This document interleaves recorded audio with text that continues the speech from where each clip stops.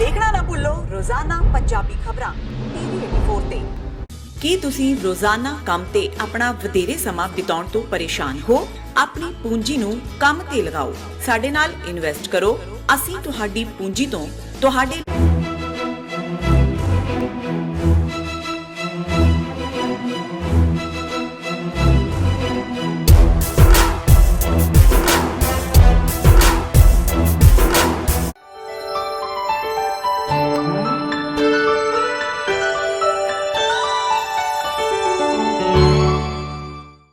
ਵਾਹਿਗੁਰੂ ਜੀ ਕਾ ਖਾਲਸਾ ਵਾਹਿਗੁਰੂ ਜੀ ਕੀ ਫਤਿਹ। TV 84 ਦੇ ਸਾਰੇ ਦਰਸ਼ਕ ਤੇ ਸਰੋਤੇ ਜਿਹੜੇ ਇਸ ਵਕਤ ਸਾਡੇ ਨਾਲ ਨਾਰਥ ਅਮਰੀਕਾ ਦੇ ਵਿੱਚੋਂ ਜੁੜੇ ਹੋਏ ਆ ਜਾਂ ਫਿਰ ਸੋਸ਼ਲ ਮੀਡੀਆ ਦੇ ਰਾਹੀਂ ਦੁਨੀਆ ਭਰ ਦੇ ਵਿੱਚ ਸਾਨੂੰ ਦੇਖ ਰਹੇ ਆ, ਉਹਨਾਂ ਸਾਰਿਆਂ ਦਾ ਮੈਂ ਅਮਰਵੀਰ ਸਿੰਘ ਅੱਜ ਇਸ ਪ੍ਰੋਗਰਾਮ ਦੇ ਵਿੱਚ ਤਹਿ ਦਿਲੋਂ ਸਵਾਗਤ ਕਰਦਾ। ਵਿਊਅਰਸ, ਜਦੋਂ ਅਸੀਂ ਇਸ ਸ਼ੋਅ ਦੇ ਦੌਰਾਨ ਜਿਹੜੀਆਂ ਰੋਜ਼ਾਨਾ ਵਾਪਰ ਰਹੀਆਂ ਘਟਨਾਵਾਂ ਨੇ ਉਹਨਾਂ ਦਾ ਜ਼ਿਕਰ ਕਰਦੇ ਆ ਤੇ ਕਈ ਘਟਨਾਵਾਂ ਇੱਦਾਂ ਦੀਆਂ ਹੁੰਦੀਆਂ ਨੇ ਜਿਹੜਾ ਕਿ ਸਾਡੇ ਲੋਕਾਂ ਦਾ ਕੌਮੀ ਤੌਰ ਤੇ ਵੀ ਤੇ ਪਰਸਨਲ ਤੌਰ ਤੇ ਵੀ ਦੁਖਾਂਤ ਹੁੰਦਾ। ਸੋ ਇਦਾਂ ਦੀ ਹੀ ਇੱਕ ਜਿਹੜੀ ਕਹਾਣੀ ਹੈ ਉਹ ਅੱਜ ਦਾਸਤਾਨ ਹੈ, ਉਹ ਅੱਜ ਅਸੀਂ ਤੁਹਾਡੇ ਨਾਲ ਸਾਂਝੀ ਕਰਨ ਜਾ ਰਹੇ ਹਾਂ। 2017 ਦੇ ਵਿੱਚ ਦੋ ਸਿੰਘ ਇੱਥੇ ਕੈਲੀਫੋਰਨੀਆ ਅਮਰੀਕਾ ਦੀ ਧਰਤੀ ਤੋਂ, ਪ੍ਰੇਮਜੀਤ ਸਿੰਘ ਤੇ ਹਰਕੇਵਲ ਸਿੰਘ ਅਮਰੀਕਾ ਦੀ ਧਰਤੀ ਤੋਂ ਭਾਰਤ ਦੇ ਵਿੱਚ ਗਏ ਸਨ, ਜਿੱਥੇ ਉਹ ਮਿਸਿੰਗ ਹੋ ਗਏ ਸੀ। ਸੋ ਅੱਜ ਤੱਕ ਉਹਨਾਂ ਦਾ ਇਹ ਨਹੀਂ ਪਤਾ ਲੱਗ ਸਕਿਆ ਕਿ ਉਹ ਕਿੱਥੇ ਨੇ, ਉਹਨਾਂ ਦਾ ਥਹੁ ਪਤਾ ਕੋਈ ਨਹੀਂ ਲੱਗ ਸਕਿਆ। ਇੰਨੀ ਕੁ ਗੱਲ ਜ਼ਰੂਰ ਹੈ ਕਿ ਕੁਝ ਉਹਨਾਂ ਦੋਵਾਂ ਦੇ ਨਾਲ ਜਿਹੜੇ ਇੱਥੋਂ ਅਮਰੀਕਾ ਦੇ ਵਿੱਚੋਂ ਦੋ ਸਿੰਘ ਗਏ ਸੀ, 6 ਹੋਰ ਉਹਨਾਂ ਦੇ ਨਾਲ ਜਿਨ੍ਹਾਂ ਦਾ ਕੁਝ ਦਾ ਸੰਬੰਧ ਦਮਦਮੀ ਟਕਸਾਲ ਚੌਂਕ ਮਹਿਤੇ ਨਾਲ ਵੀ ਸੀ, ਉਹ ਹੇਮਕੁੰਟ ਸਾਹਿਬ ਦੀ ਯਾਤਰਾ ਤੇ ਗਏ ਸੀ, ਜਿੱਥੇ ਜਾ ਕੇ ਉੱਥੇ ਉਹਨਾਂ ਨਾਲ ਕੀ ਵਾਪਰਿਆ, ਕੀ ਕੋਈ ਹਾਦਸਾ ਹੋਇਆ ਜਾਂ ਕੀ ਹੋਇਆ, ਕੁਝ ਪਤਾ ਨਹੀਂ ਲੱਗ ਸਕਿਆ। ਜਿਹੜੀ ਪੁਲਿਸ ਇਨਵੈਸਟੀਗੇਸ਼ਨ ਹੈ, ਕਈ ਜਿਹੜਾ ਇੱਕ ਹਾਈ ਪ੍ਰੋਫਾਈਲ ਕੇਸ ਵੀ ਬਣਿਆ, ਉਸ ਵੇਲੇ ਸੁਰਖੀਆਂ ਦੇ ਵਿੱਚ ਵੀ ਰਿਹਾ, ਪਰ ਅੱਜ ਤੱਕ ਉਹਨਾਂ ਦਾ ਕੋਈ ਸੁਰਾਗ ਨਹੀਂ ਮਿਲ ਸਕਿਆ ਕਿ ਉਹ ਕਿੱਥੇ ਨੇ, ਕੀ ਉਹਨਾਂ ਦੇ ਨਾਲ ਵਾਪਰਿਆ ਹੈ ਵੀ ਨੇ ਜਾਂ ਇਸ ਜਹਾਨ ਤੋਂ ਕੂਚ ਕਰ ਚੁੱਕੇ ਨੇ। ਇਹ ਇੱਕ ਬੜਾ ਵੱਡਾ ਸਵਾਲੀਆ ਨਿਸ਼ਾਨ ਹੈ। ਸੋ ਇਹ ਜਿਹੜੀ ਦਾਸਤਾਨ ਹੈ, ਪਰਿਵਾਰ ਵੱਲੋਂ ਕੋਸ਼ਿਸ਼ ਕੀਤੀ ਜਾ ਰਹੀ ਹੈ ਇਸ ਵਕਤ ਕਿ ਜਿੱਥੇ ਅਦਾਲਤ ਦੇ ਵਿੱਚ ਕੇਸ ਗਿਆ, CBI ਇਸ ਕੇਸ ਦੇ ਵਿੱਚ ਇਨਵੋਲਵ ਹੋਈ, ਹੁਣ ਘੱਟੋ ਘੱਟ ਇਹ ਪਤਾ ਲੱਗ ਸਕੇ ਕਿ ਹੋਇਆ ਕੀ ਸੀ ਤੇ ਐਗਜ਼ੈਕਟਲੀ ਇਸ ਮਾਮਲੇ ਦੀਆਂ ਜਿਹੜੀਆਂ ਡਿਟੇਲਸ ਨੇ ਉਹ ਕੀ ਨੇ। ਉਹਦੇ ਲਈ ਪਰਿਵਾਰ ਵੱਲੋਂ ਜਿਹੜੇ ਕਿ ਕੈਲੀਫੋਰਨੀਆ ਦੇ ਵਿੱਚ ਬੇਸਡ ਨੇ, ਮਨਜੀਤ ਕੌਰ ਜੀ, ਉਹਨਾਂ ਵੱਲੋਂ ਕੋਸ਼ਿਸ਼ ਕੀਤੀ ਜਾ ਰਹੀ ਹੈ ਕਿ ਇਸ ਕੇਸ ਨੂੰ ਹਾਈਲਾਈਟ ਕੀਤਾ ਜਾਵੇ ਤੇ ਪ੍ਰੈਸ਼ਰ ਬਿਲਡ ਕੀਤਾ ਜਾਵੇ ਪੁਲਿਸ ਦੇ ਉੱਤੇ, ਪ੍ਰਸ਼ਾਸਨ ਦੇ ਉੱਤੇ, ਬੈਕ ਹੋਮ ਪੰਜਾਬ ਦੇ ਵਿੱਚ, ਤਾਂ ਕਿ ਇਹ ਪਤਾ ਲੱਗ ਸਕੇ ਕਿ ਜਿਨ੍ਹਾਂ ਘਰਾਂ ਦੇ ਇਹ ਜੀ ਸੀ, 8 ਜਣੇ, 8 ਸਿੰਘ ਸੀ ਜਿਹੜੇ, ਉਹਨਾਂ ਦਾ ਥਹੁ ਪਤਾ ਲੱਗ ਸਕੇ, ਉਹਨਾਂ ਦੇ ਨਾਲ ਕੀ ਵਾਪਰਿਆ ਸੀ। ਸੋ ਉਹਨਾਂ ਇਸ ਕੇਸ ਨੂੰ ਜਿਹੜੇ ਅਦਾਲਤਾਂ ਦੇ ਵਿੱਚ ਹੈਂਡਲ ਕਰ ਰਹੇ ਨੇ, ਐਡਵੋਕੇਟ ਸਤਸਿਮਰਨ ਸਿੰਘ ਗਿੱਲ, ਜਿਹੜੇ ਕਿ ਪੰਜਾਬ ਤੋਂ ਇੱਥੇ ਕੈਲੀਫੋਰਨੀਆ ਪਹੁੰਚੇ ਹੋਏ ਨੇ, ਉਹ ਅੱਜ ਸਾਡੇ ਨਾਲ ਇਸ ਵਕਤ ਸਾਡੇ ਨਾਲ ਰਾਬਤਾ ਕਾਇਮ ਹੈ ਉਹਨਾਂ ਦਾ। ਆਓ ਇਸ ਕੇਸ ਦੀਆਂ ਡਿਟੇਲਸ ਬਾਰੇ ਤੇ ਇਸ ਵਕਤ ਜਿੱਦਾਂ ਦੇ ਹਾਲਾਤ ਹੈਗੇ ਆ ਇਸ ਕੇਸ ਦੇ ਬਾਰੇ ਉਹ ਕੀ ਸੋਚਦੇ ਨੇ ਤੇ ਮੰਗ ਕੀ ਕਰਦੇ ਨੇ ਇਸ ਵਕਤ, ਕਿਸ ਨਿਸ਼ਾਨੇ ਨੂੰ ਮੁੱਖ ਰੱਖ ਕੇ ਉਹ ਇਸ ਵਕਤ ਲੱਗੇ ਹੋਏ ਆ, ਇਸ ਬਾਰੇ ਉਹ ਸਾਡੇ ਨਾਲ ਜੁੜੇ ਹੋਏ ਆ। ਆਓ ਅੱਜ ਦੀ ਵਿਚਾਰ ਚਰਚਾ ਦੀ ਸ਼ੁਰੂਆਤ ਕਰਦੇ ਹਾਂ। ਸਤਸਿਮਰਨ ਸਿੰਘ ਜੀ, ਤੁਹਾਡਾ ਸਵਾਗਤ ਹੈ। ਵਾਹਿਗੁਰੂ ਜੀ ਕਾ ਖਾਲਸਾ ਵਾਹਿਗੁਰੂ ਜੀ ਕੀ ਫਤਿਹ। ਵਾਹਿਗੁਰੂ ਜੀ ਕਾ ਖਾਲਸਾ ਵਾਹਿਗੁਰੂ ਜੀ ਕੀ ਫਤਿਹ ਜੀ। ਭਾਈ ਸਾਹਿਬ, ਪਹਿਲਾਂ ਤਾਂ ਹਾਲਾਂਕਿ ਕੇਸ 2017 ਦਾ ਹੈ, ਉਦੋਂ ਵੀ ਕਾਫੀ ਹਾਈਲਾਈਟ ਹੋਇਆ ਸੀ, ਬਾਅਦ ਦੇ ਵਿੱਚ ਵੀ ਸੁਰਖੀਆਂ ਬਣਦਾ ਰਿਹਾ, ਪਰ ਜਿਹੜੇ ਦਰਸ਼ਕਾਂ ਨੂੰ ਨਹੀਂ ਪਤਾ ਜਾਂ ਮੈਮਰੀ ਰਿਫਰੈਸ਼ ਕਰਨ ਦੇ ਲਈ ਮੈਂ ਜ਼ਰੂਰ ਚਾਹੂੰਗਾ ਕਿ ਤੁਸੀਂ ਥੋੜ੍ਹੀਆਂ ਜਿਹੀਆਂ ਜਿਹੜੀਆਂ ਡਿਟੇਲਸ ਨੇ ਉਦੋਂ ਵਾਪਰਿਆ ਕੀ ਸੀ ਐਗਜ਼ੈਕਟਲੀ, ਜਿਹੜਾ ਹੁਣ ਤੱਕ ਗੱਲਾਂ ਸਾਹਮਣੇ ਆ ਸਕੀਆਂ ਨੇ, ਉਹ ਤੁਸੀਂ ਜ਼ਰੂਰ ਸਾਡੇ ਨਾਲ ਤੇ ਸਾਡੇ ਦਰਸ਼ਕਾਂ ਨਾਲ ਸਾਂਝੀਆਂ ਕਰੋ। ਜੀ ਇਹ ਸਾਰਾ ਮਸਲਾ ਜੁਲਾਈ 2017 ਦਾ ਹੈ ਜੀ। 1 ਜੁਲਾਈ 2017 ਨੂੰ 8 ਸਿੰਘ ਮਹਿਤਾ ਚੌਂਕ ਅੰਮ੍ਰਿਤਸਰ ਸਾਹਿਬ ਤੋਂ ਇੱਕ ਇਨੋਵਾ ਕਾਰ ਲੈ ਕੇ ਤੇ ਹੇਮਕੁੰਟ ਸਾਹਿਬ ਦੀ ਯਾਤਰਾ ਤੇ ਦਰਸ਼ਨਾਂ ਵਾਸਤੇ ਜਾਂਦੇ ਨੇ, ਜਿਨ੍ਹਾਂ ਵਿੱਚੋਂ 2 ਸਿੰਘ ਇੱਥੋਂ ਕੈਲੀਫੋਰਨੀਆ ਤੋਂ, ਪ੍ਰੇਮਜੀਤ ਸਿੰਘ ਜੀ ਤੇ ਹਰਕੇਵਲ ਸਿੰਘ ਜੀ, ਇਹ ਉਹ ਜਾਂਦੇ ਨੇ ਅਮਰੀਕਾ ਤੋਂ, ਤੇ 6 ਜਿਹੜੇ ਨੇ ਉਹ ਮਹਿਤਾ ਚੌਂਕ ਅੰਮ੍ਰਿਤਸਰ ਸਾਹਿਬ ਤੋਂ ਨੇ। ਇਹ 1 ਜੁਲਾਈ 2017 ਨੂੰ ਜੀ ਇੱਥੋਂ ਕਾਰ ਕਰਕੇ ਤੁਰਦੇ ਨੇ ਯਾਤਰਾ ਵਾਸਤੇ। ਇਹਦੇ 'ਚ ਇਸ ਤਰ੍ਹਾਂ ਕਿ 4 ਜੁਲਾਈ 2017 ਨੂੰ ਉੱਥੋਂ ਦਰਸ਼ਨ ਕਰਕੇ ਤੇ ਵਾਪਸ ਆਉਂਦੇ ਨੇ ਜਦੋਂ ਰਸਤੇ ਤੇ 6 ਜੁਲਾਈ 2017 ਨੂੰ ਜਿਹੜਾ ਕਾਰ ਦਾ ਡਰਾਈਵਰ ਮਹਿੰਗਾ ਸਿੰਘ ਆਪਣੇ ਘਰ ਫੋਨ ਕਰਦਾ ਕਿ ਅਸੀਂ ਤੋਂ ਹੇਮਕੁੰਟ ਸਾਹਿਬ ਦਰਬਾਰ ਸਾਹਿਬ ਤੋਂ ਦਰਸ਼ਨ ਕਰਕੇ ਤੇ ਵਾਪਸ ਆ ਰਹੇ ਹਾਂ। ਜੀ। ਉਸ ਤੋਂ ਬਾਅਦ ਪਰਿਵਾਰਾਂ ਨਾਲ ਕਿਸੇ ਦਾ ਕੋਈ ਸੰਪਰਕ ਨਹੀਂ ਹੁੰਦਾ, ਸਾਰਾ ਸੰਪਰਕ ਟੁੱਟ ਜਾਂਦਾ ਹੈ। ਇਸ ਦੇ ਵਿੱਚ ਬਾਅਦ ਵਿੱਚ ਇੱਥੋਂ ਕੈਲੀਫੋਰਨੀਆ ਤੋਂ ਭੈਣ ਜੀ ਮਨਜੀਤ ਕੌਰ, ਜਿਨ੍ਹਾਂ ਦੇ ਪਿਤਾ ਜੀ ਤੇ ਪਤੀ ਜੀ ਇਹਦੇ ਵਿੱਚ ਮਿਸਿੰਗ ਨੇ ਅੱਜ ਤੱਕ, ਉਹ ਇੱਥੋਂ US ਐਮਬੈਸੀ ਨਾਲ ਆਪਣਾ ਰਾਬਤਾ ਕਾਇਮ ਕਰਦੇ ਨੇ ਕਿ ਮੇਰਾ ਪਿਤਾ ਤੇ ਪਤੀ ਇਸ ਤਰ੍ਹਾਂ ਯਾਤਰਾ ਤੇ ਗਏ ਨੇ ਤੇ ਉੱਥੋਂ ਉਹਨਾਂ ਦਾ ਕੋਈ ਸੰਪਰਕ ਨਹੀਂ ਹੋ ਰਿਹਾ। ਜੀ। ਫਿਰ US ਐਮਬੈਸੀ ਇੰਟਰਫੀਅਰ ਕਰਦੀ ਹੈ ਉੱਥੇ ਪੁਲਿਸ ਉੱਥੇ ਫਿਰ ਹਰਕਤ 'ਚ ਆਉਂਦੀ ਹੈ। ਕੋਈ 6 ਤਰੀਕ ਨੂੰ ਜਿਸ ਤਰ੍ਹਾਂ ਸੰਪਰਕ ਟੁੱਟਦਾ ਇਹਨਾਂ ਦਾ, ਤੇ 8 ਤਰੀਕ ਨੂੰ ਥੋੜੀ ਹਰਕਤ ਵਿੱਚ ਆਉਂਦੀ ਹੈ US ਐਮਬੈਸੀ। ਪਰ US ਐਮਬੈਸੀ ਨੂੰ ਇਹ ਕਹਿ ਦਿੱਤਾ ਜਾਂਦਾ ਹੈ ਉੱਥੋਂ ਦੀ ਪੁਲਿਸ ਵੱਲੋਂ, ਲੋਕਲ ਪੁਲਿਸ ਉੱਤਰਾਖੰਡ ਵੱਲੋਂ, ਕਿ ਇਹ ਉੱਥੇ ਅੱਗੇ ਰੋਡ ਬਲੌਕੇਜ ਹੈ, ਸੋ ਅਸੀਂ ਅੱਗੇ ਨਹੀਂ ਜਾ ਸਕਦੇ। ਜਦੋਂ ਕਿ ਬਾਅਦ ਵਿੱਚ ਜਾਂਚ ਤੋਂ ਪਤਾ ਲੱਗਦਾ ਕਿ ਉੱਥੇ ਕਿਸੇ ਕਿਸਮ ਦੀ ਕੋਈ ਬਲੌਕੇਜ ਨਹੀਂ ਸੀ, ਤੇ ਉਹਨਾਂ ਨੇ US ਐਮਬੈਸੀ ਨੂੰ ਇੱਕ ਬਹਾਨਾ ਜਿਹਾ ਮਾਰ ਦਿੱਤਾ। ਇਸ ਤੋਂ ਬਾਅਦ ਜਿਹੜਾ ਇਸ ਸਾਰੇ ਕੇਸ ਵਿੱਚ ਆਉਂਦਾ ਹੈ ਉਹ ਇਹ ਹੈ ਕਿ 11 ਜੁਲਾਈ 2017 ਨੂੰ ਇੱਕ ਲਵਪ੍ਰੀਤ ਸਿੰਘ ਨਾਂ ਦਾ ਬੰਦਾ ਉੱਥੇ ਗੋਬਿੰਦਘਾਟ ਥਾਣੇ 'ਚ ਜਾ ਕੇ ਇੱਕ ਗੁੰਮਸ਼ੁਦਗੀ ਦੀ ਰਿਪੋਰਟ ਦਰਜ ਕਰਦਾ ਹੈ ਜੀ ਕਿ ਇਸ ਅੰਮ੍ਰਿਤਸਰ ਤੋਂ ਅੰਮ੍ਰਿਤਾ ਚੌਂਕ ਤੋਂ ਇੱਕ ਕਾਰ ਵਿੱਚ 8 ਸਿੰਘ ਆਏ ਨੇ ਤੇ ਉਹ ਮਿਲ ਨਹੀਂ ਰਹੇ, ਉਹਨਾਂ ਦੀ ਕੋਈ ਥਾਂ ਪਤਾ ਕਾਰ ਨਹੀਂ ਉਹਨਾਂ ਨੂੰ ਮਿਲ ਰਹੀ, ਉਹ ਉਹਨਾਂ ਦਾ ਪਤਾ ਨਹੀਂ ਚੱਲ ਰਿਹਾ। ਇਹਦੇ 'ਚ ਦੇਖਣ ਦੀ ਗੱਲ ਇਹ ਕਿ ਅੱਜ ਤੱਕ ਲਵਪ੍ਰੀਤ ਸਿੰਘ ਨਾਂ ਦਾ ਜਿਹੜਾ ਵਿਅਕਤੀ ਹੈ ਉਹ ਬਾਅਦ ਵਿੱਚ ਕਿਤੇ ਵੀ ਸੀਨ ਵਿੱਚ, ਸਾਰੇ ਕੇਸ 'ਚ 2 ਸਾਲ ਤੋਂ ਵੱਧ ਸਮਾਂ ਹੋ ਗਿਆ, ਕਿਤੇ ਨਹੀਂ ਆਇਆ। ਸੋ ਮਤਲਬ ਲਵਪ੍ਰੀਤ ਸਿੰਘ ਦਾ ਕੋਈ ਨਾਮ ਔਰ ਨਿਸ਼ਾਨ ਨਹੀਂ ਹੈ, ਜਾਂ ਉਹ ਕੌਣ ਸੀ ਕੋਈ ਪਤਾ ਨਹੀਂ, ਜਾਂ ਕਿੱਥੋਂ ਆ ਜਾਂ ਕਿਸ ਤਰ੍ਹਾਂ ਵਾ।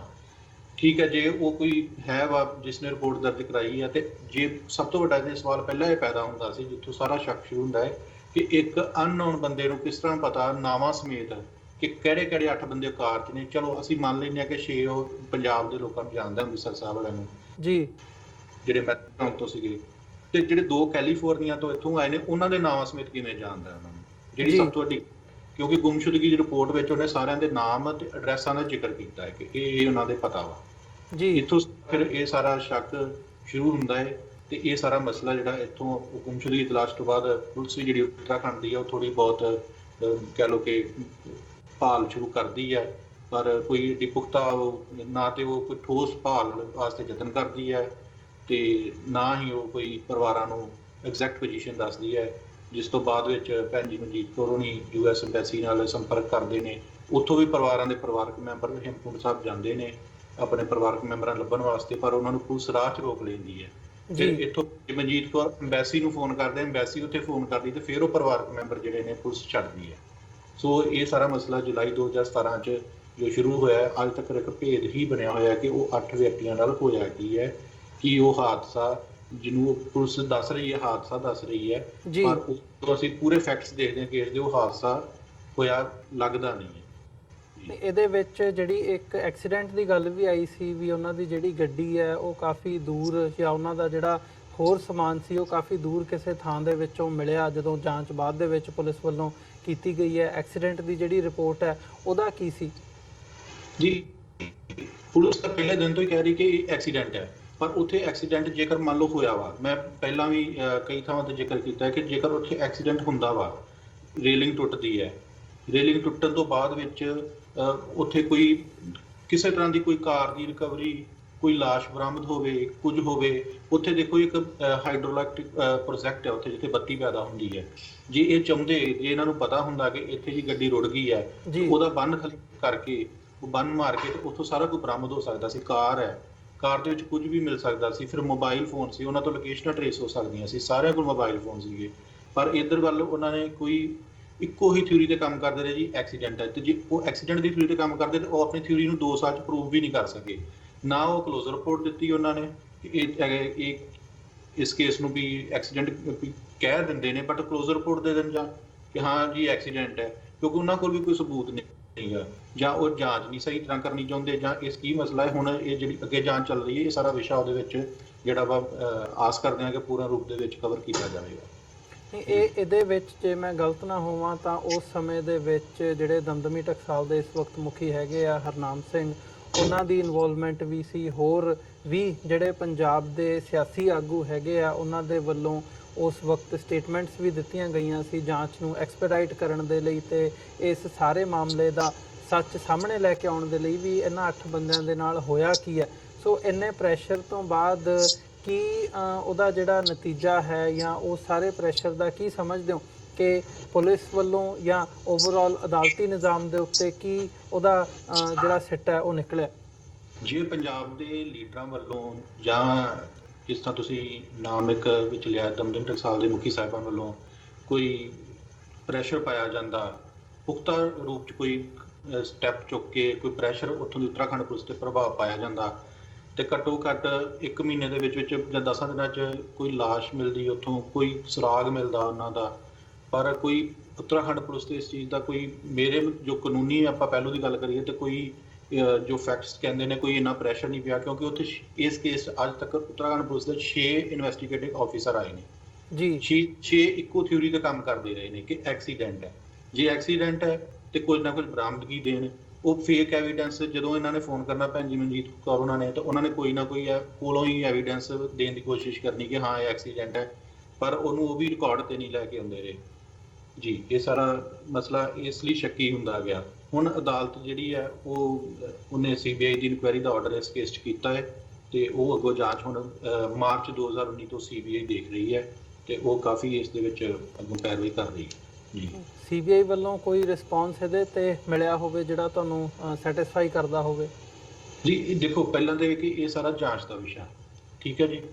ਦੂਸਰੀ ਗੱਲ ਇਹ ਹੈ ਕਿ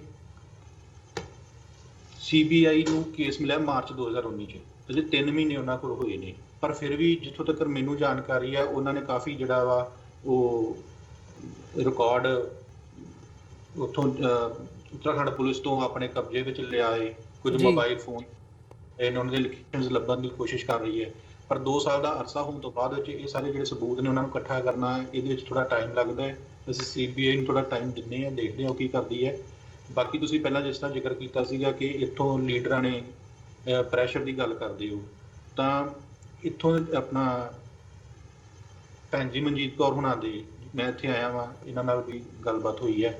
ਇਹਨਾਂ ਦੀ ਕੋਈ ਵੀ ਮਨਜ਼ੂਰੀ ਲਏ ਬਿਨਾਂ ਹੀ ਉੱਥੇ ਜਿਹੜਾ ਵਾ ਇੱਕ ਦਮਦਮ ਟਕਸਾਲ ਤੇ ਭੋਗ ਪਾ ਦਿੱਤੇ ਜਾਂਦੇ ਨੇ ਇਹਨਾਂ ਦੇ ਜਿਹੜੇ ਕਿ ਇਹ ਇੱਕ ਐਕਸੀਡੈਂਟ ਵਿੱਚ ਇਹ ਕੰਮ ਹੋ ਗਿਆ ਹੈ ਜੀ। ਇਹਨਾਂ ਦੇ ਭੋਗ ਪਾਤੇ ਸੀਗੇ ਜੀ, ਉਹਦੇ ਤੇ ਵੀ ਮਨਜੀਤ ਕੌਰ ਉਹਨਾਂ ਨੂੰ ਕਾਫੀ ਰੋਸ ਹੈ ਕਿ ਸਾਡੀ ਮਨਜ਼ੂਰੀ ਤੋਂ ਬਗੈਰ ਭੋਗ ਨਹੀਂ ਸੀ ਪੈਣੇ ਚਾਹੀਦੇ। ਬਾਕੀ ਜੇ ਲੀਗਲ ਫਾਈਟ ਦੀ ਗੱਲ ਹੈ ਤਾਂ ਉਹਦੇ ਵਿੱਚ ਕਿਸੇ ਨੇ ਵੀ ਕੋਈ ਸਹਿਯੋਗ ਅੱਜ ਤੱਕ ਨਾ ਕੀਤਾ ਹੈ ਤੇ ਨਾ ਹੀ ਮੇਰੇ ਨਾਲ ਕਿਸੇ ਦਾ ਕੋਈ ਕੰਟੈਕਟ ਹੈ ਜੀ। ਜੀ ਜੀ ਤੇ ਇਸ ਸਾਰੇ ਪਾਰਟ ਦੇ ਵਿੱਚ ਜਿਵੇਂ ਤੁਸੀਂ ਲਵਪ੍ਰੀਤ ਸਿੰਘ ਦਾ ਜ਼ਿਕਰ ਕੀਤਾ ਵੀ ਇੱਕ ਬੰਦਾ ਜਿਹਦਾ ਕੋਈ ਨਾਮ ਔਰ ਨਿਸ਼ਾਨ ਨਹੀਂ ਜਾਂ ਬਾਅਦ ਦੇ ਵਿੱਚ ਕਦੇ ਨਹੀਂ ਪਤਾ ਲੱਗਿਆ ਵੀ ਕੌਣ ਹੈ ਲਵਪ੍ਰੀਤ ਸਿੰਘ ਜਿਹਦੇ ਵੱਲੋਂ ਗੁੰਮਸ਼ੁਦਗੀ ਦੀ ਰਿਪੋਰਟ ਲਿਖਾਈ ਗਈ ਹੈ, ਤੇ ਹੋਰ ਕੀ ਇਸ ਮਾਮਲੇ ਦੇ ਵਿੱਚ ਤੁਹਾਡੇ ਸਾਹਮਣੇ ਹੈ? ਖਾਸ ਤੌਰ ਤੇ ਜੇ ਲਵਪ੍ਰੀਤ ਸਿੰਘ ਦੇ ਮਾਮਲੇ ਦਾ ਜ਼ਿਕਰ ਕਰਨਾ ਹੋਵੇ ਇਸ ਕੇਸ ਦੇ ਵਿੱਚ ਜਿਹੜਾ ਸ਼ੱਕ ਨੂੰ ਜਿਹੜਾ ਬੜਾਵਾ ਦਿੰਦਾ ਜੀ। ਜਦੋਂ ਇਹ ਸਾਰੀ ਘਟਨਾ ਵਾਪਰਦੀ ਹੈ, ਇਹ ਜੁਲਾਈ 2017 ਚ 5-6-7 ਜੁਲਾਈ ਦਾ ਐਪੀਸੋਡ ਹੈ ਜੀ ਸਾਰਾ। ਉਦੋਂ ਕੀ ਹੁੰਦਾ ਕਿ ਭੈਣ ਜੀ ਮਨਜੀਤ ਕੌਰ ਹੋਣੀ ਉੱਥੇ ਮੈਨੇਜਰ ਹੈ ਜਿਹੜੇ ਹੇਮਕੁੰਟ ਸਾਹਿਬ ਗੁਰਦੁਆਰਾ ਕਮੇਟੀ ਦੇ, ਸੇਵਾ ਸਿੰਘ ਹੋਣੀ, ਉਹਨਾਂ ਨਾਲ ਸੰਪਰਕ ਕਰਦੇ ਨੇ ਕਿ ਸਾਨੂੰ ਦੱਸਿਆ ਜਾਵੇ ਕਿ ਇਹ ਸਾਡੇ ਯਾਤਰੀ ਕਿੱਥੇ ਠਹਿਰੇ ਨੇ, ਕੋਈ ਲੌਗ ਬੁੱਕ ਪ੍ਰੋਵਾਈਡ ਕਰਵਾਈ ਜਾਵੇ ਜਿਹਦੇ ਵਿੱਚ ਸਾਰੀ ਦਰਜ ਹੋਈ ਕਿਹੜੀ ਕਾਰ ਆਈ ਹੈ ਜਾਂ ਕਿੱਥੇ ਕਮਰਾ ਉੱਥੇ ਸਰਾਂ ਵਿੱਚ ਲਿਆ ਹੈ। ਤਾਂ ਉਹਨਾਂ ਵੱਲੋਂ ਵੀ ਕਿਹਾ ਜਾਂਦਾ, ਟਾਲ ਮਟੋਲ ਕੀਤਾ ਜਾਂਦਾ, ਇਹਨਾਂ ਨੂੰ ਕੋਈ ਲੌਗ ਬੁੱਕ ਨਹੀਂ ਦਿੱਤੀ ਜਾਂਦੀ। ਦੂਸਰੇ ਨੰਬਰ ਤੇ ਜਿਹੜੀ ਵੱਡੀ ਗੱਲ ਹੈ ਉਹ ਸਾਹਮਣੇ ਆਉਂਦੀ ਹੈ ਕਿ ਉੱਥੇ ਇਹਨਾਂ ਨੇ ਕਿਹਾ ਕਿ ਸਾਨੂੰ ਕੈਮਰਿਆਂ ਦੀ ਰਿਕਾਰਡਿੰਗ ਦੇ ਦਿਓ ਜੋ ਉੱਥੇ ਪਾਰਕਿੰਗ 'ਚ ਲੱਗੇ ਨੇ ਜਾਂ ਗੁਰਦੁਆਰਾ ਸਾਹਿਬ 'ਚ, ਤਾਂ ਸਾਨੂੰ ਪਤਾ ਲੱਗ ਸਕੇ ਐਸਟੀਮੇਟਡ ਟਾਈਮ ਕੀ ਹੈ ਵੀ ਕਦੋਂ ਬੰਦੇ ਉੱਥੋਂ ਬਾਹਰ ਆਏ ਨੇ ਨਹੀਂ ਆਏ ਜਾਂ ਕਿਸ ਤਰ੍ਹਾਂ ਵਾ। ਤਾਂ ਉਹਨਾਂ ਨੇ ਕਮੇਟੀ ਵੱਲੋਂ ਇਹ ਕਿਹਾ ਜਾਂਦਾ ਸੇਵਾ ਸਿੰਘ ਉਹਨਾਂ ਵੱਲੋਂ ਕਿ ਇੱਥੇ ਸਿਰਫ ਜੀ ਇੱਕ ਕੈਮਰਾ ਹੈ, ਜਦੋਂ ਕਿ ਉੱਥੇ ਤੁਸੀਂ ਜਾ ਕੇ ਖੁਦ ਦੇਖੋ ਉੱਥੇ 20-25 ਤੋਂ ਵੱਧ ਕੈਮਰੇ ਉੱਥੇ ਹੈਗੇ ਨੇ। ਤੇ ਚੜ੍ਹਦੀ ਕਲਾ TV ਵਿੱਚ 5 ਜੁਲਾਈ ਦਾ ਜਿਹੜਾ ਸਵੇਰ ਦਾ ਉੱਥੋਂ ਪ੍ਰਸਾਰਣ ਹੋਇਆ ਹੈ, ਉਹਦੇ ਵਿੱਚ ਸਾਡੇ ਜਿਹੜੇ ਅਮਰੀਕਾ ਵਾਲੇ ਸਿੰਘ ਨੇ ਇਹਨਾਂ ਦੀ ਸ਼ਨਾਖਤ ਹੁੰਦੀ ਕਿ ਹਾਂ ਉੱਥੇ ਇਹ ਉਸ ਵੇਲੇ ਮੱਥਾ ਟੇਕ ਰਹੇ ਸੀਗੇ ਜੀ, ਉਸ ਵਿੱਚ ਇਹਨਾਂ ਦੀ ਜਿਹੜੀ ਤਸਵੀਰ ਆਉਂਦੀ ਹੈ ਜੀ। ਤੇ ਇਹ ਸਾਰੇ ਪਾਰਟ ਦਾ ਫਿਰ ਕੋਈ ਫੋਲੋ ਅਪ ਜੇ ਕੀ ਸਮਝਦੇ ਹੋ ਕਿ ਮੈਨੇਜਮੈਂਟ ਜਿਹੜੀ ਹੈ ਉੱਥੋਂ ਦੀ ਉਹਦੇ ਵੱਲੋਂ ਇਹ ਕਿਉਂ ਜਿਹੜਾ ਗੱਲ ਸਾਹਮਣੇ ਲੈ ਕੇ ਆਉਣ ਤੋਂ ਕਿਨਾਰਾ ਕੀਤਾ ਜਾਂਦਾ ਰਿਹਾ, ਇਹਦੇ ਪਿੱਛੇ ਕਾਰਨ ਕੀ ਸਮਝਦੇ ਹੋ? ਦੇਖੋ ਇਹ ਸਾਰੀ ਚੀਜ਼ ਜਿਹੜੀ ਹੈ ਇਹ ਹੁਣ ਜਾਂਚ ਵਿੱਚ ਕਲੀਅਰ ਹੋਏਗੀ, ਬਟ ਇਹ ਸਾਰੇ ਮਸਲੇ ਨੂੰ ਇੱਕ ਸ਼ੱਕੀ ਜਿਹਾ ਕਰਦੀ ਹੈ। ਜੇ ਐਕਸੀਡੈਂਟ ਸੀਗਾ ਤਾਂ ਉਹਦੇ ਵਿੱਚ ਸਾਰਾ ਕੁਝ ਸਾਹਮਣੇ ਲਿਆਉਣ ਦੇ ਉੱਤੇ ਕੋਈ ਕਿਸੇ ਨੂੰ ਕੋਈ ਗਰੇਜ਼ ਨਹੀਂ ਸੀ ਹੋਣਾ ਚਾਹੀਦਾ, ਨੰਬਰ 1। ਦੂਸਰੀ ਗੱਲ, ਜੇਕਰ ਐਕਸੀਡੈਂਟ ਸੀਗਾ, ਮੈਂ ਅੱਗੇ ਵੀ ਜ਼ਿਕਰ ਕੀਤਾ ਕਿ ਤੁਸੀਂ ਨਿਊਜ਼ ਵਿੱਚ ਵੇਖਿਆ ਹੋਏਗਾ ਕਿ ਮਹਾਰਾਸ਼ਟਰ ਵੱਲ ਇੱਕ ਵੈਨ ਰੁੜ ਗਈ ਸੀਗੀ ਜੋ ਹਫ਼ਤਾ ਹੋਇਆ ਜੀ। ਆਪਣਾ ਡੈਮ ਟੁੱਟ ਗਿਆ, ਉੱਥੇ ਇੱਕ ਵੈਨ ਜਾਂ ਬੱਸ ਕਾਇੰਡ ਉੱਥੇ ਰੁੜ ਗਈ। ਤੇ ਉਹ ਵਿਦਨ ਆਵਰਸ ਉਹਨਾਂ ਨੇ ਥੋੜੇ ਘੰਟਿਆਂ ਵਿੱਚ ਉਹ ਸਾਰੀਆਂ ਲਾਸ਼ਾਂ ਲਗਭਗ ਬਰਾਮਦ ਕਰ ਲਈਆਂ ਨੇ। ਤੇ ਇੱਥੇ ਵੀ ਉਹ ਸਾਰਾ ਕੁਝ ਹੋ ਸਕਦਾ ਸੀ ਜੇਕਰ ਐਕਸੀਡੈਂਟ ਹੁੰਦਾ ਤੇ। ਇਸ ਕੇਸ ਵਿੱਚ ਇੱਕ ਸਭ ਤੋਂ ਵੱਡਾ ਜਿਹੜਾ ਸਬੂਤ ਜਾਂ ਕਹਿ ਲਓ ਸ਼ੱਕ ਸਾਹਮਣੇ ਆਉਂਦਾ ਉਹ ਇਹ ਹੈ ਕਿ ਜਿਹੜੇ ਹਰਖੇਵਲ ਸਿੰਘ ਨੇ, ਉਹਨਾਂ ਦੇ ਫੋਨ ਤੋਂ, ਮੋਬਾਈਲ ਫੋਨ ਤੋਂ ਇੱਕ ਵੀਡੀਓ ਕਾਲ ਉਹਨਾਂ ਦੇ ਇੱਕ ਦੋਸਤ ਬਲਰਾਜ ਸਿੰਘ ਨੂੰ ਜਾਂਦੀ ਹੈ ਜੀ 21 ਅਗਸਤ ਨੂੰ। ਇਸ ਸਾਰੇ ਐਪੀਸੋਡ ਤੋਂ ਲਗਭਗ 1.5 ਮਹੀਨਾ ਬਾਅਦ। ਤੇ ਜੇਕਰ ਉਹ ਫੋਨ ਨੂੰ ਵੀ ਕਿੱਥੋਂ ਕੰਮ ਕੀਤਾ ਭੈਣ ਜੀ ਮਨਜੀਤ ਕੌਰ ਨੇ, ਉਸੇ ਵੇਲੇ ਇਹ ਭਾਰਤੀ ਅਥਾਰਟੀਜ਼ ਜਿਹੜੀਆਂ ਉੱਥੇ ਆਪਣੀਆਂ ਸਾਡੀਆਂ ਕੰਮ ਕਰਦੀਆਂ ਨੇ ਸਾਡੇ ਦੇਸ਼ 'ਚ, ਉਹਦੇ ਧਿਆਨ ਲਿਆਂਦਾ, ਪੁਲਿਸ ਨੂੰ ਦੱਸਿਆ, ਉੱਥੇ DIG ਪੁਸ਼ਪਕ ਉਹਨਾਂ ਨਾਲ ਗੱਲ ਕੀਤੀ ਕਿ ਇਸ ਤਰ੍ਹਾਂ ਇੱਕ ਕਾਲ ਆਈ ਹੈ ਤੇ ਉਹਦੇ ਬਾਰੇ ਵੀ ਘੋਖ ਕੀਤੀ ਜਾਵੇ। ਪਰ ਉਹਦੇ ਬਾਰੇ ਕੁਝ ਬਾਅਦ ਵਿੱਚ ਪੁਲਿਸ ਨੇ ਨਾ ਤਾਂ ਉਹ ਨੰਬਰ ਆਪਣੇ ਕਬਜ਼ੇ ਲੈਣ ਦੀ ਕੋਸ਼ਿਸ਼ ਕੀਤੀ, ਨਾ ਉਹਨੂੰ ਟਰੇਸ ਕਰਨ ਦੀ ਕੋਸ਼ਿਸ਼ ਕੀਤੀ। ਇਹ ਬੜਾ ਵੱਡਾ ਮਸਲਾ ਹੈ ਜੀ ਕਿ 1.5 ਮਹੀਨੇ ਬਾਅਦ ਉੱਥੋਂ ਇੱਕ ਵੀਡੀਓ ਕਾਲ ਕਿਸ ਤਰ੍ਹਾਂ ਜਾਂਦੀ ਹੈ। ਜੀ ਜੀ ਨਹੀਂ, ਇਸ ਜਿਵੇਂ ਲਵਪ੍ਰੀਤ ਸਿੰਘ ਦਾ ਜ਼ਿਕਰ ਹੋਇਆ ਜਾਂ ਇਸ ਵੀਡੀਓ ਕਾਲ ਦਾ ਜ਼ਿਕਰ ਹੋਇਆ, ਕਿ ਪੁਲਿਸ ਇਹ ਗੱਲਾਂ ਨੂੰ ਨਜ਼ਰਅੰਦਾਜ਼ ਕਰ ਰਹੀ ਹੈ ਵੀ ਜਿਹੜੇ ਫੈਕਟਰ ਸਾਹਮਣੇ। ਜਦੋਂ ਹਾਈ ਕੋਰਟ ਵਿੱਚ ਅਸੀਂ ਪਿਛਲੀ ਅਕਤੂਬਰ 2018 ਵਿੱਚ ਰਿਟ ਫਾਈਲ ਕੀਤੀ ਕਿ ਇਹਦੀ ਜਾਂਚ ਜਿਹੜੀ ਆ CBI ਕੋ ਕਰਾਈ ਜਾਵੇ, ਤਾਂ ਜਾਂਚ ਨੂੰ CBI ਨੂੰ ਦੇਣਾ ਹਾਈ ਕੋਰਟ ਵੱਲੋਂ ਵੀ ਇੱਕ ਬੜਾ ਵੱਡਾ ਸਟੈਪ ਸੀਗਾ, ਕਿਉਂਕਿ ਹਾਈ ਕੋਰਟ ਨੇ ਵੀ ਅਬਜ਼ਰਵ ਕੀਤਾ ਕਿ ਇਸ ਦੀ ਜਾਂਚ ਜਿਹੜੀ ਆ ਉਹ ਸਾਇੰਟੀਫਿਕ ਜਾਂ ਟੈਕਨੀਕਲ ਤਰੀਕੇ ਨਾਲ ਨਹੀਂ ਕੀਤੀ ਗਈ, ਨਾ ਹੀ ਇਹਦੇ 'ਚ ਕੋਈ ਤੇਜ਼ੀ ਲਿਆਂਦੀ ਗਈ ਜਾਂਚ ਕਰਨ ਵਿੱਚ। ਤੇ ਇਹ ਜਿਹੜਾ ਵਾ ਉੱਥੇ ਕਿਉਂਕਿ ਸਾਰਾ ਮਸਲਾ ਸ਼ੱਕੀ ਸੀਗਾ, ਜਦੋਂ ਅਸੀਂ ਆਪਣੀ ਰਿਟ ਉੱਥੇ ਫਾਈਲ ਕੀਤੀ ਉਹ ਬੜੀ ਸਟਰੋਂਗ ਫੁਟਿੰਗ ਤੇ ਕੀਤੀ ਕਿ ਸਾਨੂੰ ਕਿਹੜੀਆਂ ਗਰਾਊਂਡਸ ਕਰਕੇ ਸ਼ੱਕ ਹੈ ਕਿ ਇਹ ਇੱਕ ਐਕਸੀਡੈਂਟ ਨਹੀਂ, ਇਹ ਕੁਝ ਹੋਰ ਹੋ ਸਕਦਾ ਹੈ ਜੀ। ਤੇ ਜਿਵੇਂ ਤੁਸੀਂ ਗੱਲ ਕੀਤੀ ਹੈ ਕਿ ਇਹ ਐਕਸੀਡੈਂਟ ਜਿਵੇਂ ਰੂਲ ਕੀਤਾ ਜਾ ਰਿਹਾ ਹੈ ਪੁਲਿਸ ਵੱਲੋਂ, ਇਹਦੇ ਵਿੱਚ ਇੱਕ ਸ਼ੱਕੀ ਬੰਦੇ ਵੱਲੋਂ ਜਾ ਕੇ ਰਿਪੋਰਟ ਲਿਖਵਾਉਣਾ ਤੇ ਬਾਅਦ ਦੇ ਵਿੱਚ ਇੱਕ ਵੀਡੀਓ ਕਾਲ ਹੋਣੀ ਤੇ ਪੁਲਿਸ ਵੱਲੋਂ ਜਾਂਚ ਨਾ ਕੀਤੇ ਜਾਣਾ, ਇਹ ਦਰਸਾਉਂਦਾ, ਸ਼ੱਕ ਪੈਦਾ ਕਰਦਾ। ਪਰ ਇਹਦੇ ਬਿਹਾਈਂਡ ਤੁਸੀਂ ਕੀ ਦੇਖਦੇ ਹੋ, ਜਾਂ ਤੁਹਾਡੀ ਹੰਚ ਕੀ ਹੈ, ਜਾਂ ਤੁਹਾਡੀ ਅਬਜ਼ਰਵੇਸ਼ਨ ਕੀ ਹੈ ਕਿ ਐਗਜ਼ੈਕਟਲੀ ਹੋਇਆ ਕੀ ਸੀ? ਜੇ ਇਸ ਜਾਂਚ ਦੇ ਦਾਇਰਾਕਾਰ ਤੋਂ ਬਾਹਰ ਨਿਕਲ ਕੇ ਤੁਸੀਂ ਕੀ ਕਹਿਣਾ ਚਾਹੋਗੇ ਇਸ ਬਾਬਤ? ਦੇਖੋ, ਮੈਂ ਤੁਹਾਨੂੰ ਪਹਿਲਾਂ ਵੀ ਜ਼ਿਕਰ ਕੀਤਾ ਕਿ ਇਹ ਹੁਣ ਸਾਰਾ ਮਸਲਾ CBI ਕੋਲ ਹੈ, ਉਹ ਇਹਦੀ ਜਾਂਚ ਕਰ ਰਹੀ ਹੈ। 3 ਮਹੀਨੇ ਤੋਂ ਜਾਂਚ ਉਹਦੇ ਕੋਲ ਹੈ। ਉਹਨਾਂ ਨੂੰ ਥੋੜਾ ਅਸੀਂ ਕੰਮ ਕਰਨ ਦਾ ਸਮਾਂ ਦਈਏ ਵੀ ਉਹ ਕੀ ਕਰਦੇ ਨੇ ਇਹਦੇ ਵਿੱਚ। ਜਿਹੜਾ ਤੁਹਾਡਾ ਦੂਸਰਾ ਸਵਾਲ ਹੈ ਕਿ ਮੈਂ ਕੀ ਸੋਚਦਾ, ਮੈਂ ਇੱਕ ਗੱਲ ਕਲੀਅਰ ਹੈ, ਕਿਉਂਕਿ ਮੈਂ ਮੌਕੇ ਤੇ ਵੀ ਦੇਖ ਕੇ ਆਇਆ ਵਾਂ, ਨਾ ਤਾਂ ਉੱਥੇ ਕੋਈ ਰੇਲਿੰਗ ਦਾ ਨਾਲ ਇਸ ਤਰ੍ਹਾਂ ਦਾ ਹੋਇਆ, ਨਾ ਉੱਥੇ ਵੀ ਕੋਈ ਹੋਰ ਮੈਨੂੰ ਲੱਗਾ। ਉੱਥੇ ਰਾਹਗੀਰ ਜਾਂ ਲਾਗੇ ਲੋਕਾਂ ਕੋਲੋਂ ਵੀ ਪੁੱਛਿਆ ਗਿਆ ਤੇ ਉਹਨਾਂ ਨੇ ਇਹੋ ਕਿਹਾ ਕਿ ਇਹ ਇੱਥੇ ਕੋਈ ਇਸ ਤਰ੍ਹਾਂ ਦਾ ਐਕਸੀਡੈਂਟ ਨਹੀਂ ਹੋਇਆ ਜੀ। ਸੋ ਮੈਂ ਜੇਕਰ ਐਜ਼ ਏ ਪਰਸਨ ਦੇਖਾਂ ਜਾਂ ਗੱਲ ਕਰਾਂ ਤੇ ਮੈਂ ਇੰਨਾ ਜ਼ਰੂਰ ਕਹਿ ਸਕਦਾ ਕਿ ਕੋਈ ਐਕਸੀਡੈਂਟ ਨਹੀਂ ਸੀਗਾ ਇਹ। ਤੇ ਜੇ ਸੀਗਾ ਤੇ ਪੁਲਿਸ ਉਸ ਚੀਜ਼ ਨੂੰ ਸਾਹਮਣੇ ਲਿਆ ਸਕਦੀ ਸੀ। ਨੋਵਾ ਕਾਰ ਹੈ, 8 ਲਾਸ਼ਾਂ ਨੇ, ਚਲੋ ਇੰਨੇ ਚਿਰ 'ਚ ਲਾਸ਼ਾਂ ਮੰਨ ਲਓ ਨਹੀਂ ਮਿਲਦੀਆਂ, ਨੋਵਾ ਕਾਰ ਦਾ ਲੋਹਾ ਵਾ, ਉਹ ਤਾਂ ਕੁਝ ਨਾ ਕੁਝ ਉਹਨਾਂ ਨੂੰ ਮਿਲਣਾ ਚਾਹੀਦਾ ਸੀ। ਸਾਰਾ ਸਾਲ ਤੇ ਉੱਥੇ ਅਲਕਨੰਦਾ ਜਾਂ ਪ੍ਰੈਸ਼ਰ ਪਾਣੀ ਦਾ ਜਾਂ ਬਹਾਵ ਹੈ ਜਿਹੜਾ ਉਹ ਇੱਕ ਪ੍ਰਕਾਰ ਇੱਕੋ ਹੀ ਤਰ੍ਹਾਂ ਦਾ ਨਹੀਂ ਰਹਿੰਦਾ, ਇੱਕ ਸਮਾਂਤਰ ਨਹੀਂ ਰਹਿੰਦਾ। ਉਹ ਭਾਵ ਜਿਹੜਾ ਵਾ ਸਰਦੀਆਂ ਵਿੱਚ ਲਗਭਗ ਬਹੁਤ ਡਾਊਨ ਚੱਲ ਜਾਂਦਾ ਜੀ, ਪਰ ਉਹ ਕੁਝ ਨਹੀਂ ਕੀਤਾ ਗਿਆ। ਇਸ ਦੇ ਵਿੱਚ ਜਦੋਂ ਵੀ ਭੈਣ ਜੀ ਮਨਜੀਤ ਕੌਰ ਹੋਣਾ ਨੇ ਇੱਥੋਂ ਉੱਥੇ ਦੀ ਪੁਲਿਸ ਨਾਲ ਕੋਈ ਵੀ ਸੰਪਰਕ ਕਰਨਾ, ਪ੍ਰੈਸ਼ਰ ਕ੍ਰੀਏਟ ਕਰਨਾ US ਐਮਬੈਸੀ ਰਹੀ, ਤਾਂ ਉਹਨਾਂ ਨੇ ਕੋਈ ਫੇਕ ਜਿਹਾ ਐਵੀਡੈਂਸ ਲਿਆ ਕੇ ਨਾ ਦੇ ਦੇਣਾ। ਜਿਸ ਦਾ ਉਦਾਹਰਨ ਦੇ ਤੌਰ ਤੇ ਮੈਂ ਥੋੜਾ ਦੱਸਣਾ ਚਾਹੁੰਦਾ ਹਾਂ ਜੀ ਜ਼ਰੂਰ। ਇਹ 4-5 ਜਿਸ ਤਰ੍ਹਾਂ 5-6-7 ਦਾ ਐਪੀਸੋਡ ਹੈ ਜੁਲਾਈ 2017 ਦਾ, ਤੇ ਉਸ ਤੋਂ 15-20 ਦਿਨ ਬਾਅਦ ਇੱਕ ਕਹਿ ਰਹੇ ਨੇ ਜੀ ਉੱਥੇ ਸ਼ਿਵਪੁਰੀ ਤੋਂ ਇੱਕ ਆਧਾਰ ਕਾਰਡ ਮਿਲ ਰਿਹਾ ਹੈ ਜਿਹੜਾ ਕਿ ਕਾਰ ਡਰਾਈਵਰ ਮਹਿੰਗਾ ਸਿੰਘ ਦਾ ਹੈ ਜੀ। ਦੇਖਣ ਵਾਲੀ ਗੱਲ ਹੈ ਕਿ ਸ਼ਿਵਪੁਰੀ ਉੱਥੋਂ 300 ਕਿਲੋਮੀਟਰ ਹੈ, ਕਰੀਬ ਪੌਣੇ 300 ਕਿਲੋਮੀਟਰ ਹੈ ਜੀ, ਜੋ ਉਹ ਘਟਨਾ ਸਥਲ ਕਹਿ ਰਹੇ ਨੇ ਜੀ। ਸੋ ਇੰਨੇ ਭਾਵ ਚ ਇਕੱਲਾ ਇੱਕ ਆਧਾਰ ਕਾਰਡ, ਉਹ ਵੀ ਇੱਕ ਬੰਦੇ ਨੂੰ ਉੱਥੇ ਮਿਲਣਾ ਜਿਹਨੂੰ ਪਤਾ ਹੀ ਨਹੀਂ ਇਹ ਬੰਦਾ ਕੌਣ ਹੈ, ਤੇ ਉਹਨੂੰ ਪੁਲਿਸ ਨੇ ਕਬਜ਼ੇ 'ਚ ਲੈਣਾ। ਉਹਨਾਂ ਨੂੰ ਕਿੱਥਾਂ ਪਤਾ ਲੱਗਾ ਜੀ ਇੱਥੋਂ ਆਧਾਰ ਕਾਰਡ ਮਿਲਿਆ, ਇਹ ਫਲਾਣੇ ਬੰਦੇ ਦਾ ਹੀ ਹੋਏਗਾ ਜਿਹੜੀ ਗੱਡੀ ਉੱਥੇ ਰੁੜੀ ਹੈ। ਤੇ 300 ਕਿਲੋਮੀਟਰ ਦੂਰ ਹੈ ਉੱਥੋਂ, ਅਲਕਨੰਦਾ ਅੱਗੇ ਜਾ ਕੇ ਇੱਕ ਹੋਰ ਨਦੀ 'ਚ ਮਿਲਦੀ ਹੈ, ਉੱਥੋਂ ਗੰਗਾ ਦਾ ਤੇ ਪ੍ਰਯਾਗ ਤੋਂ ਨਿਕਲਦੀ ਹੈ। ਉਹ ਜਾ ਕੇ ਇੱਕ ਆਧਾਰ ਕਾਰਡ ਇਕੱਲਾ ਮਿਲਣਾ, ਤੁਸੀਂ ਜੇਕਰ ਮੌਕੇ ਤੇ ਕਈ ਸੰਗਤਾਂ ਨੇ ਦੇਖਿਆ ਵੀ ਹੋਏਗਾ, ਸ਼ਾਇਦ ਤੁਸੀਂ ਵੀ ਦੇਖਿਆ ਹੋਵੇ, ਮੇਰੇ ਮੁਤਾਬਕ ਇੱਕ ਆਧਾਰ ਕਾਰਡ ਇੰਨੀ 300 ਕਿਲੋਮੀਟਰ ਦੂਰੀ ਤੋਂ ਮਿਲ ਜਾਣਾ ਤੇ ਲਾਸ਼ਾਂ ਦਾ ਨਾਮ ਮਿਲਣਾ, ਇਹ ਵੀ ਆਪਣੇ ਸੰਦੇਹ ਦਾ ਘੇਰਾ ਵਿੱਚ ਸਾਰੇ ਸ਼ੱਕ ਦੇ ਘੇਰੇ 'ਚ ਚੀਜ਼ ਲਿਆਉਂਦਾ ਹੈ। ਨੰਬਰ 2 ਤੇ ਜਦੋਂ ਵੀ ਭੈਣ ਜੀ ਮਨਜੀਤ ਕੌਰ ਦੱਸਿਆ ਕਿ ਫੋਨ ਕਰਦੇ, ਜਿਸ ਤਰ੍ਹਾਂ ਕਿ ਇਹ ਐਵੀਡੈਂਸ ਦਿੱਤਾ, ਇਹਨਾਂ ਨੇ ਦਸੰਬਰ 2017 'ਚ ਫੋਨ ਕਰਦੇ ਨੇ DIG ਨੂੰ ਉੱਥੇ ਕਿ ਮੇਰੇ ਕੇਸ ਦੇ ਵਿੱਚ ਪੈਰਵਾਈ ਨਹੀਂ ਹੋ ਰਹੀ, ਜਾਂਚ ਜਾਰੀ ਨਹੀਂ ਸਹੀ ਚੱਲ ਰਹੀ ਜੀ।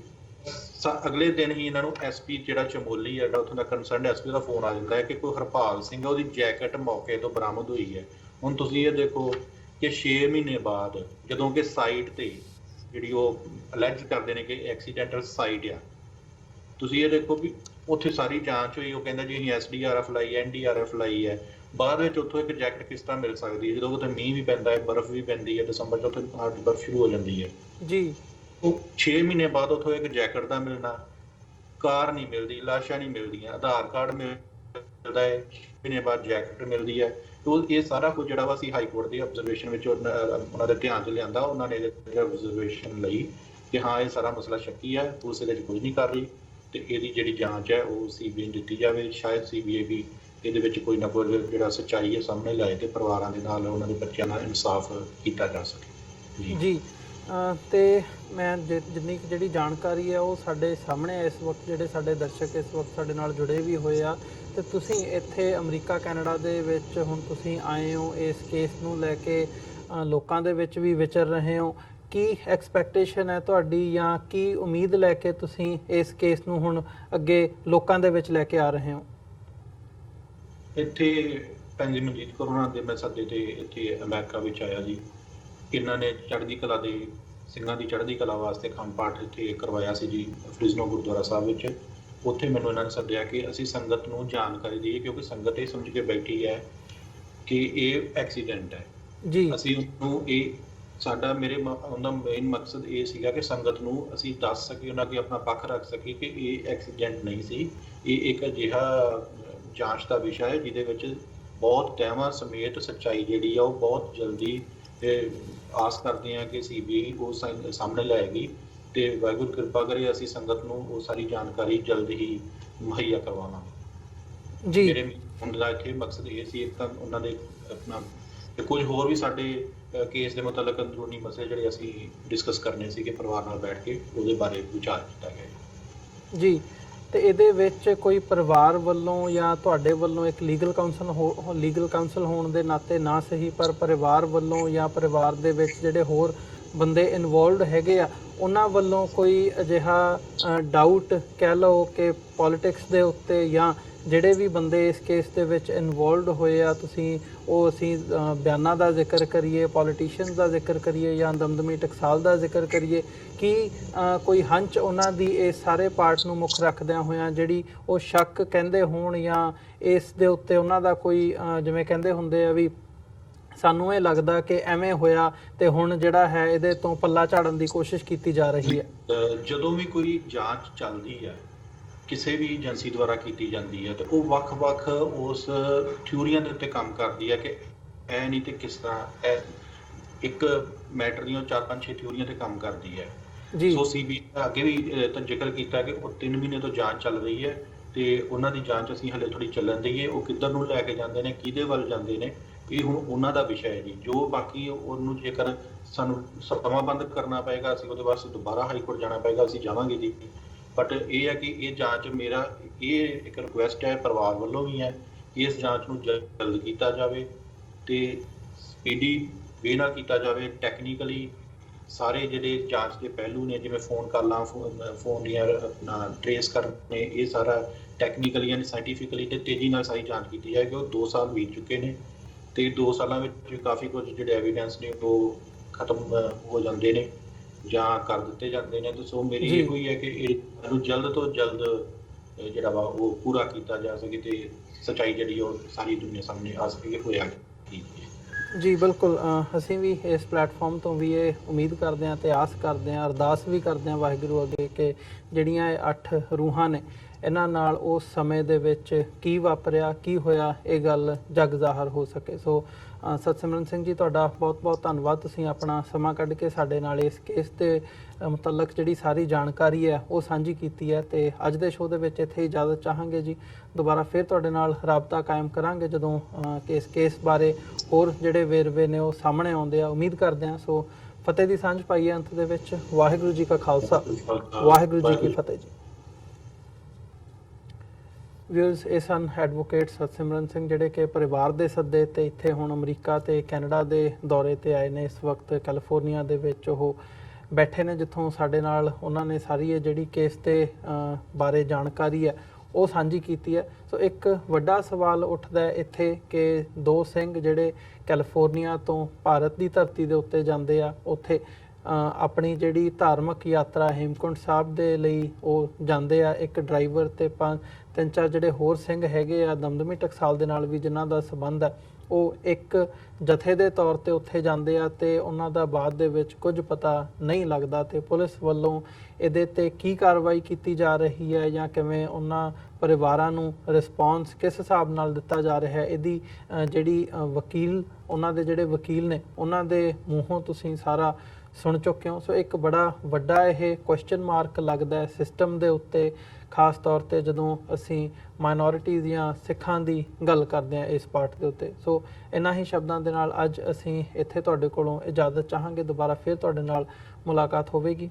ਇਸ ਪਲੇਟਫਾਰਮ ਨੂੰ ਅੱਗੇ ਵਧਾਉਣ ਦੇ ਲਈ ਮੈਂ ਬੇਨਤੀ ਵੀ ਕਰਨਾ ਚਾਹੂੰਗਾ ਤੁਹਾਡੇ ਚਰਨਾਂ ਦੇ ਵਿੱਚ, ਸਾਨੂੰ ਤੁਹਾਡੀ ਮਾਇਕ ਸਹਾਇਤਾ ਦੀ ਲੋੜ ਹੈ।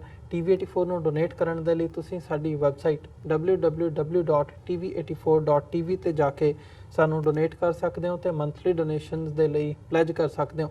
ਜੇ ਚੈੱਕ ਰਾਹੀਂ ਡੋਨੇਸ਼ਨਸ ਭੇਜਣੀਆਂ ਚਾਹੁੰਦੇ ਹੋ ਤਾਂ TV84 ਦੇ ਨਾਂ ਦਾ ਚੈੱਕ ਬਣਾ ਕੇ ਤੁਸੀਂ ਸਾਨੂੰ ਸਾਡੇ ਐਡਰੈਸ ਤੇ ਮੇਲ ਕਰ ਸਕਦੇ ਹੋ, 3601 37th ਐਵਨਿਊ, ਲੌਂਗ ਆਈਲੈਂਡ ਸਿਟੀ, ਨਿਊਯਾਰਕ 11101। ਵੈਬਸਾਈਟ ਇੱਕ ਵਾਰ ਫਿਰ ਦੱਸਦੇ ਹਾਂ, www.tv84.tv। ਇਸੇ ਦੇ ਨਾਲ ਵਿਊਅਰਸ, ਅੱਜ ਦੇ ਪ੍ਰੋਗਰਾਮ ਦੇ ਵਿੱਚ ਅਸੀਂ ਤੁਹਾਡੇ ਕੋਲੋਂ ਇੱਥੇ ਹੀ ਇਜਾਜ਼ਤ ਚਾਹਾਂਗੇ, ਦੁਬਾਰਾ ਫਿਰ ਤੁਹਾਡੇ ਨਾਲ ਮੁਲਾਕਾਤ ਹੋਵੇਗੀ। ਤਦ ਤੱਕ ਲਈ ਇਜਾਜ਼ਤ ਦਿਓ ਜੀ। ਵਾਹਿਗੁਰੂ ਜੀ ਕਾ ਖਾਲਸਾ, ਵਾਹਿਗੁਰੂ ਜੀ ਕੀ ਫਤਿਹ।